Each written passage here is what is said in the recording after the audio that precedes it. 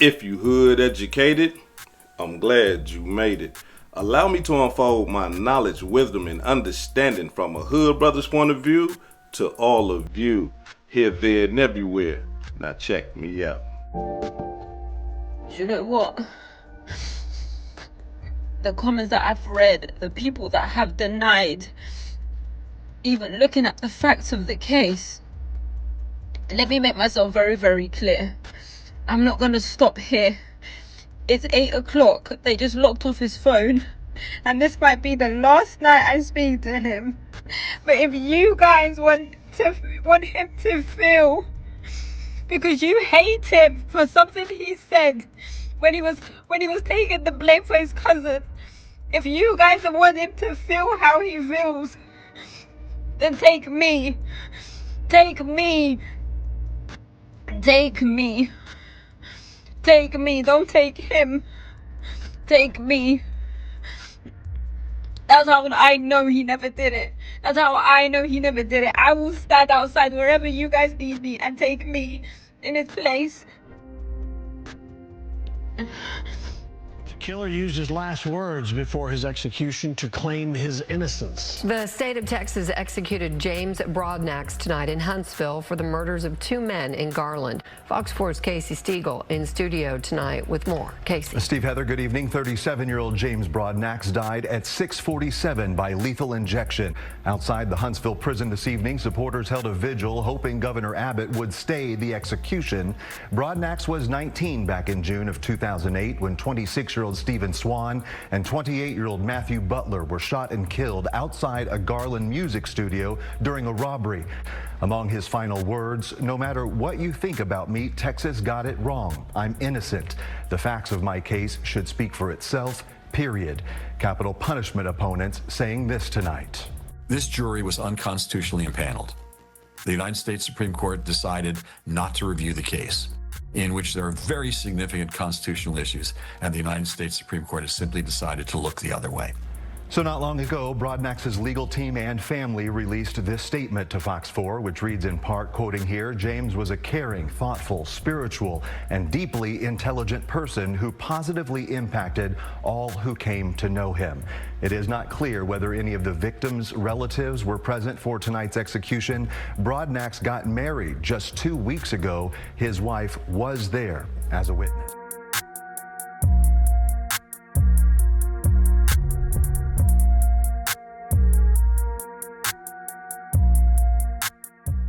Cold-blooded demonstration. So you mean to tell me that they both get locked up for the double murder, James and his cousin? James admitted to killing the people initially, right? James is saying, hey, look, I did all this and my cousin ain't do nothing. It was all on me. And the cousin is saying, hey, look, I didn't do nothing. I'm innocent. You know what I'm saying? It was my cousin James that killed both of those peoples. Now that it get close to James's execution date, now all of a sudden, James's cousin has a conscience. Now all of a sudden, James's cousin is saying, hey, check this out. Wait a minute, man. I killed the people, not James. You see? And so I got to ask the question. Why hasn't James ever came forward and recanted his confession? Why haven't he never came forward after all these years? He ain't never came forward and say, hey, check this out, man. You know, it wasn't me. It was my cousin. See, when people are in these street lives, y'all, they really do think that they can manipulate the system. They think that they can trick the system. They think that they can stall out the system. And it don't work like that. Now, to somebody that don't know anything about the criminal judicial system, this is easy. I mean, hey, look, check this out. They found DNA on the gun. James' DNA wasn't on the gun. It was his cousin's. James' DNA was not on the scene of the double murder. His cousin was. You see? That's easy. Then the cousin did it, right? The cousin DNA is on the guns, the murder weapon. The cousin DNA is on the scene of the crime where the double murder happened. James' DNA is not on the gun. James' DNA is nowhere near the crime scene or none of that, right? The only thing that they had against James was his confession. That's what they had against him, his confession. And they allowed his confession to weigh heavily against his cousin's DNA on the firearm. And I know a lot of people might say, well, damn, that's cold-blooded. His DNA was on the firearm. His DNA was on the scene of the crime. He did the killing. But it don't work like that in the criminal judicial system. Because they got a person confessing. Not only do they got a person confessing, they got his cousin telling on him. Yeah. James' cousin initially was saying, hey, look, I ain't killed nothing. It was James. James killed everything. Check it out. Stephen Swan and Matthew Butler were shot and killed during a robbery. The double murder shocked North Texas. James Broadnax, 19 at the time, and his cousin Demarius Cummings were arrested and charged with capital murder. I interviewed both in jail. Cummings showed remorse for the violent crime, adding he did not kill anyone. Broadnax, in an expletive-filled conversation, told the story and said he kind of regretted what he did. Here now is my report, interviewing both men, June 2008. You know what I'm saying? We just ride. Jail, James Broadnax and Demarius Dwight Cummings talk about what happened last week when they killed Matthew Butler and Stephen Swan outside a Garland recording studio. The chopper was too big to rob somebody with, so we had one that got the pistol. The two trading an AK-47 for a handgun before taking the dart from South Dallas to Garland. I decided to go hit a lick, you know what I'm saying? And one of the best spots is Garland, because that's where all the rich white folks stay at, you know what I'm saying? So got caught him slipping, shit, and popped his is what it is. Without as much as a blink, James Broadnax talks about how he took 2 lives. Blank out, you know what I'm saying? I shot him, like stumbled back, shot the driver. He hit the ground, you know what I'm saying? But he like leaned up like he was finna try to get back up. So I shot him in the head. Then his homeboy, I shot his again, you know what I'm saying? But he was still trying to run off. But I knew he was gonna die anyway, but just to make sure, pop, shot his like, you know what I'm saying, twice in the head or whatever. Me and my kinfolks ran their pockets, you know what I'm saying? He jumped in the driver's seat, I jumped on passenger side, and we dipped out. How much money did you guys get? No, he had $2 in his wallet, you know what I'm saying? Describing his life as, quote, hell, Broadnax says he has nothing to live for. I don't want life. You don't want life? Pick one. If they don't, I will. How do you feel today, Mr. Cummings? I feel real bad. You know, I feel that was wrong what we did, you know. I know how their family felt to feel about it, you know what I'm saying? So how do you feel now? You know what I'm saying? I kind of regret what I did, but shit can't change. Ain't no use crying though. What do you want them to know about you? I want them to know I didn't kill nobody. I didn't kill her husband or whatever, you know what I'm saying? But you do admit you contributed to it? Yeah, I contributed to it, but I didn't kill him though. You sorry it happened, sir? Yes, sir. What do you want to say to the families of the 2 men you killed?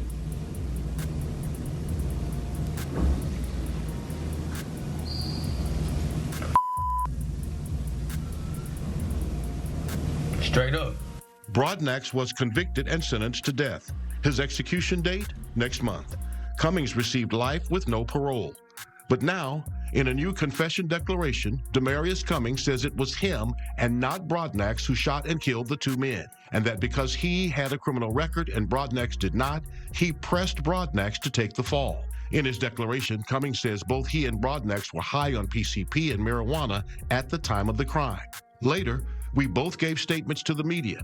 In James's statements, he said that he had participated in the robberies and shot the 2 victims, while in my statements, I said that while I had participated in the robberies, James had shot the 2 victims. Cummings says those statements to the media were not accurate. In fact, I was the one who shot the two victims, not James. This is confirmed by the fact that my DNA and not James's DNA was found on the pistol. Attorneys for James Broadnax have filed another application for what is called a post-conviction writ of habeas corpus, seeking relief from his conviction and death sentence. Under Texas law, there are very strict rules about filing multiple habeas applications. You have to meet exceptions to file a second or third, or in this case, fourth application. Brett Ordaway is one of only 133 board-certified criminal appellate law attorneys in Texas. He is not involved in this case, but knows it well. And one of those exceptions is based on previously unavailable evidence. And that is primarily what they are citing here. And they are pointing to, most prominently, a declaration from a co-defendant saying that he is the one who actually pulled the trigger in this case. And then they also point to some recently unearthed juror charts from the Dallas County District Attorney's Office that they say supports that some jurors were struck for racial reasons. In the Broadnax trial, 7 black potential jurors were struck, the judge putting 1 black person on the panel.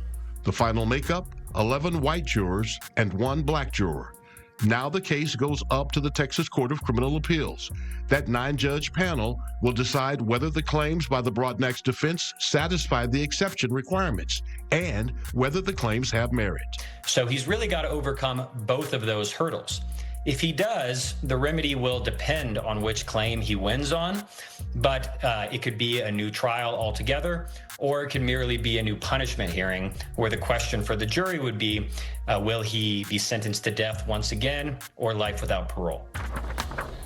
James Broadnax has an execution date of April 30th. The Texas Court of Criminal Appeals expected to make a ruling before then. Now, Broadnax's cousin, co-defendant Demarius Cummings, in his statement also wrote, "The fact that James received a death sentence for these crimes while I was the one who shot the victims has been weighing on my conscience, particularly as I have become more spiritual during my years in prison." You see what I'm saying?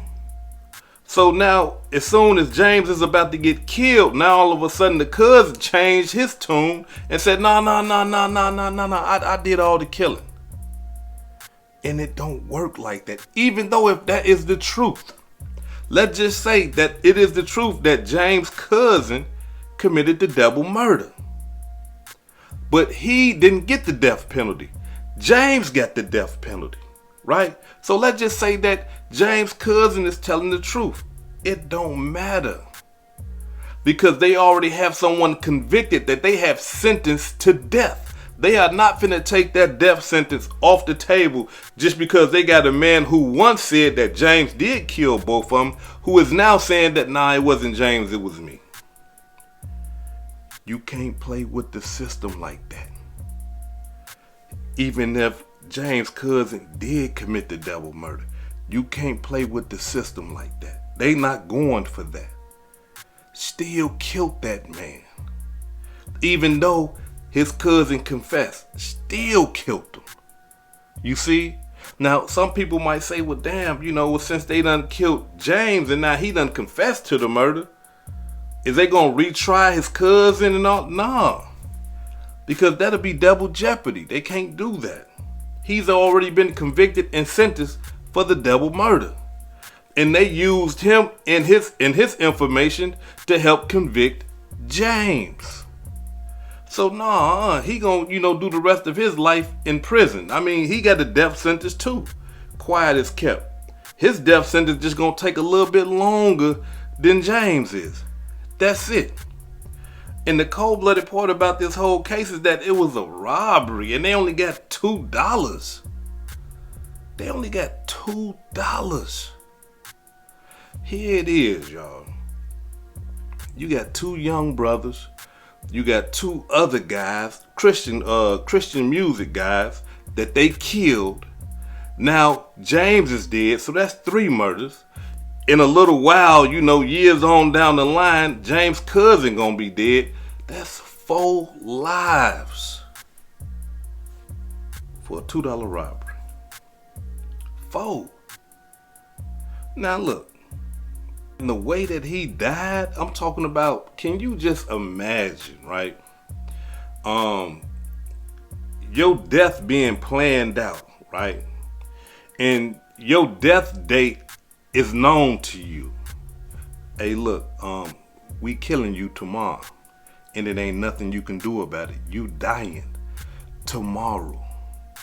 You see, I can't even, I don't even want to imagine nothing like that, but just, just entertain that thought. Somebody sitting up there telling you, we killing you tomorrow, and they killing you. Ain't nowhere around that. You trapped in the cell, you got big old guards around you and stuff like that. Look, you dying tomorrow, we killing you tomorrow. What you want for your last meal? You see, that's way more brutal than the murder that he committed.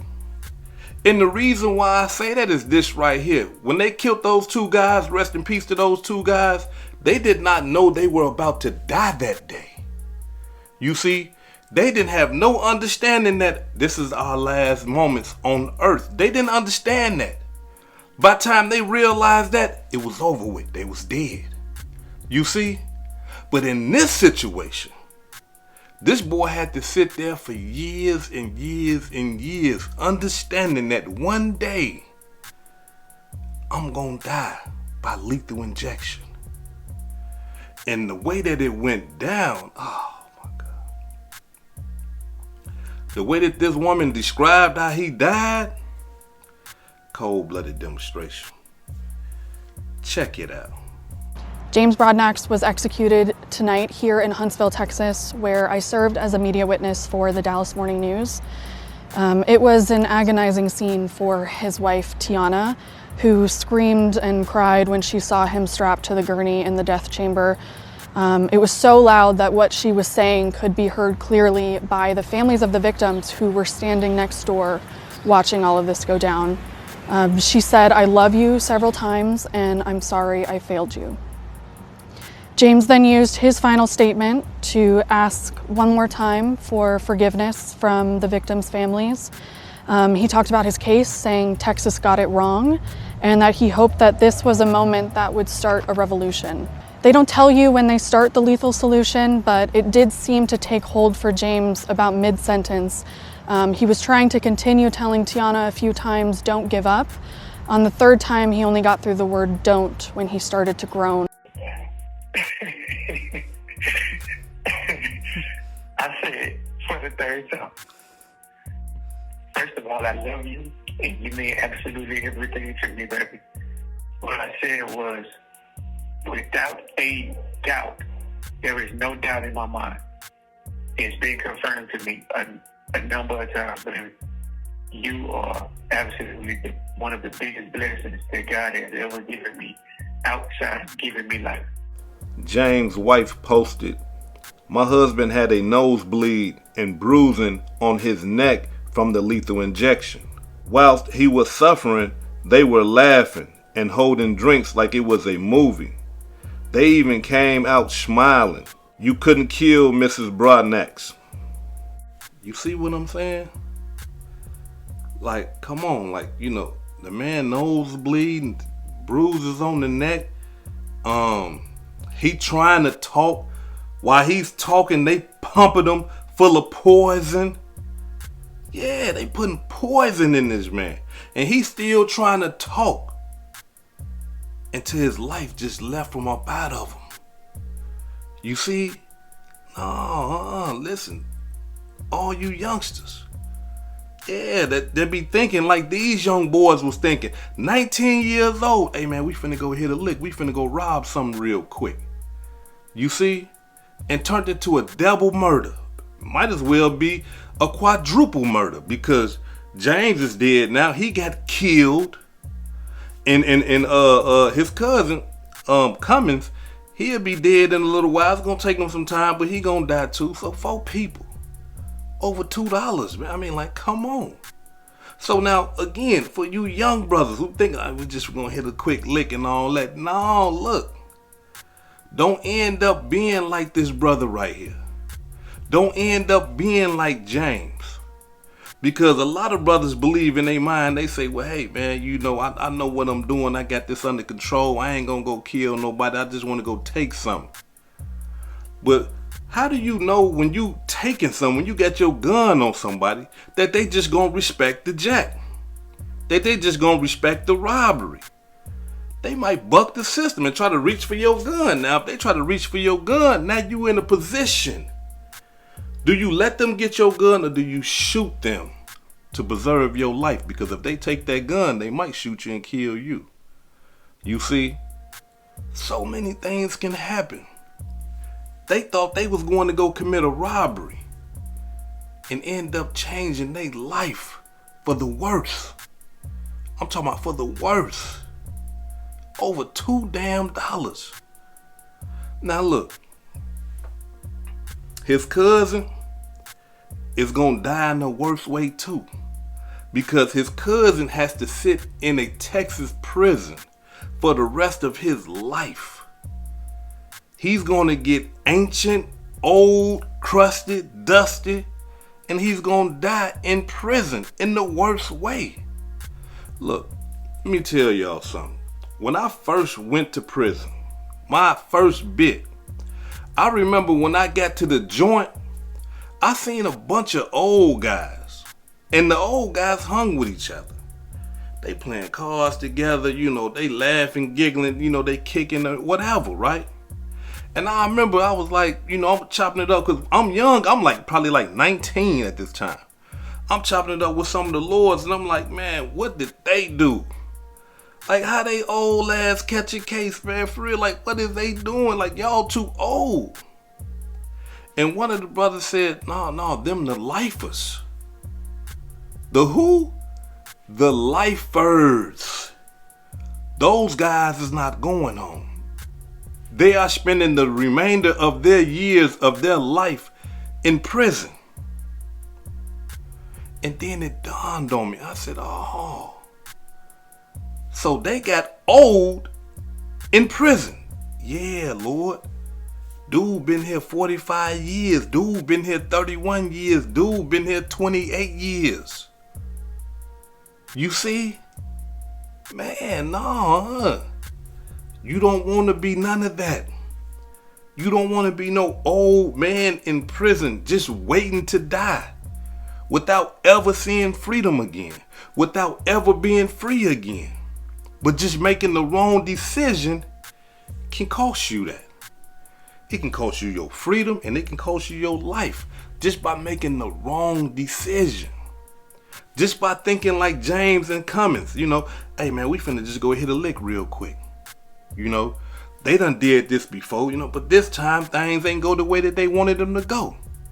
We finna go hit a lick real quick and end up killing people. And in the process of killing people, they done killed they damn selves.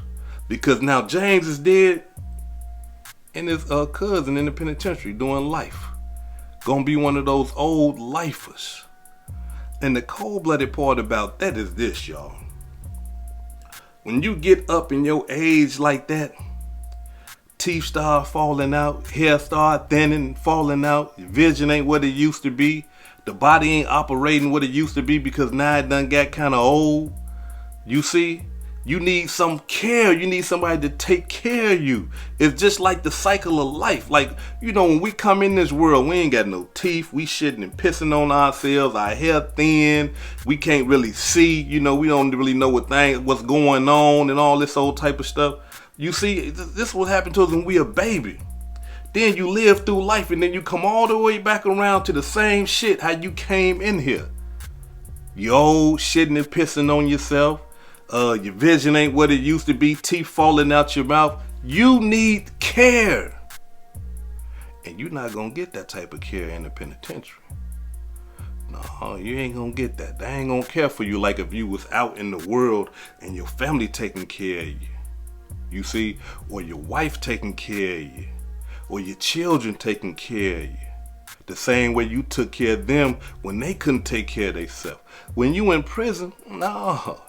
You got strangers, you got guards and nurses. They don't give a damn about you. You up here talking about some, look, I can't get up, I can't move, this is hurting, and I can't see, and I can't eat, and this. They don't care about that. They gonna care. Look, send them to health service, see what they gonna do. They gonna give you the bare minimums. Oh, okay. They gonna look at your thing and say, oh, he dying here.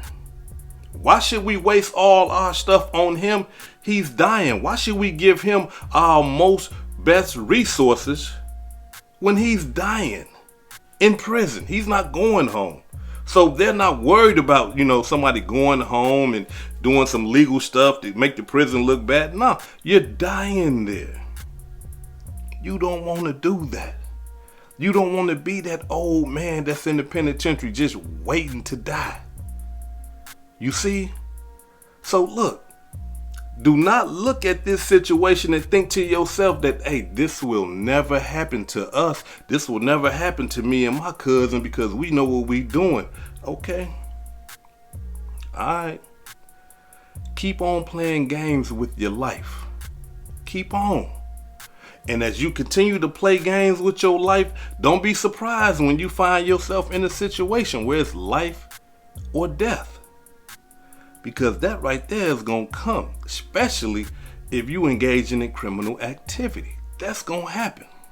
Now, allow me to be 100 though, before I depart up out of here. I believe, in my mind, I believe that James killed them two people. I don't believe that his cousin had nothing to do with it. I mean, not as far as killing, but his cousin was there with the robbery and all that. I believe that James did it. And let me explain to y'all why I believe that James did it. Because he came out with it first. And see, when you come out admitting a double murder, look, how many people do y'all know that's gonna sit up there and say, hey man, yeah, I killed both of them people? Ain't too many people like that. You see? So I believe that he did kill them two people. I believe that his cousin, after telling on him and knowing that he got his cousin the death penalty, that's when he started feeling bad and everything, because he thought to himself like, damn, I done told on my cousin and got my cousin the death penalty. They finna kill my cousin because I helped them do that. I helped them do that. I got on the stand against my cousin. I told the homicide detectives my cousin killed both of them.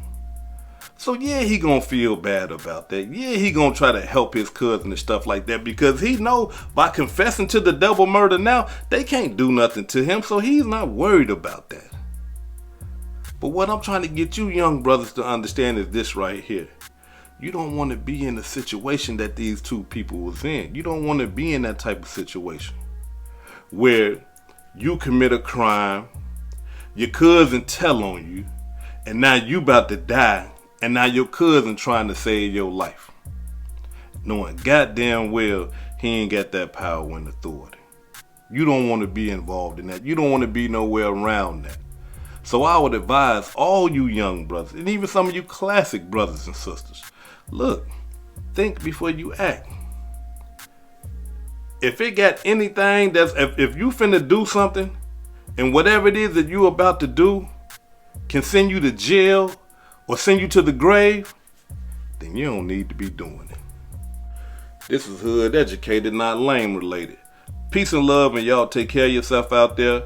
If I said anything that caused you to think, hit that like button and subscribe to the channel if you're not subscribed already. And if you're feeling generous, please make a small donation to the channel. Peace and love.